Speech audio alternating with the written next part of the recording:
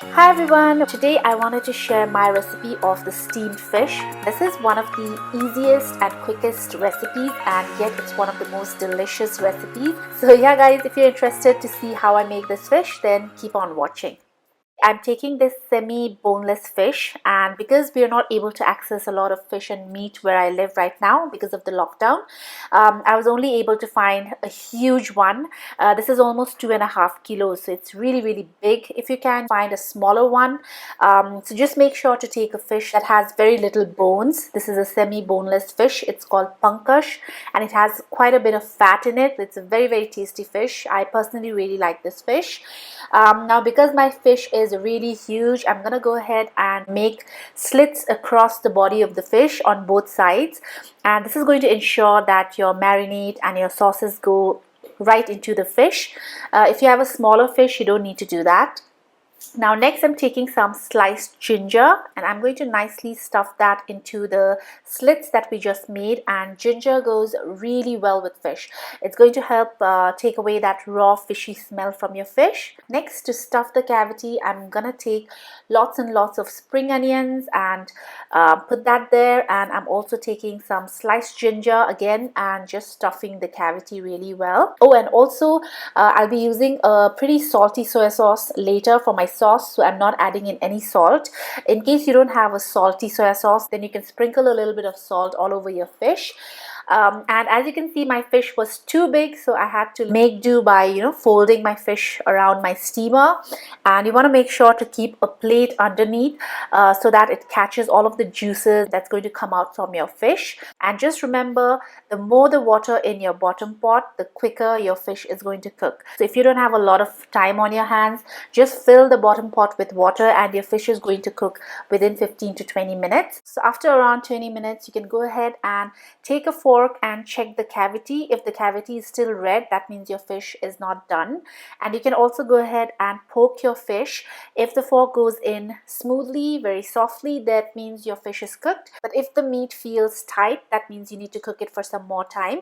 And because my fish is huge, it's taking a bit of time. So this fish got done in about 30 to 35 minutes. So now that my fish is done, before I remove it, I'm going to go ahead and prepare the sauce. I'm going to heat about half a tablespoon of oil, add in some finely chopped spring onions as well as some green chilies. Now if you like it more spicy, you can add in more chilies. Now this is when you want to lower the flame.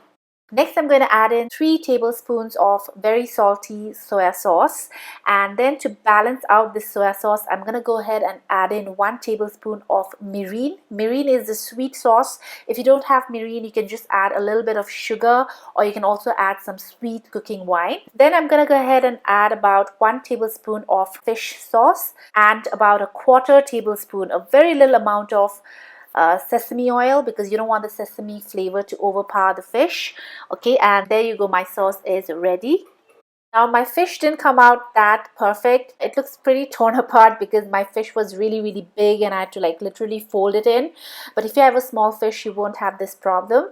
So now I'm gonna take the plate in which I steamed the fish, and this is the juice that came out of the fish, and I'm gonna add that into my sauce. I'm going for that bit soupy sauce today because I'm gonna be eating my fish with some rice.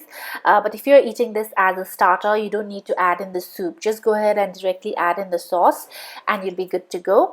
So yeah, just drizzle it all over the fish, and to make this fish look really nice and appealing, I'm gonna go ahead and add in some fresh garnish on top. And there you go, your fish is ready. And now let's just dig right into the fish. So I'm gonna go ahead and scoop out some meaty portions and put that on top of my rice. And of course, oh my god, this sauce is so delicious. And yeah, you also want to add in some of those garnishing, those fresh greens. And then when you're taking a bite out of that, make sure you have everything in there. You have the meat, the rice, and the fresh green garnish. And wow, that tastes so delicious. I feel like I'm in Southeast Asia again. I also have a bonus for you guys.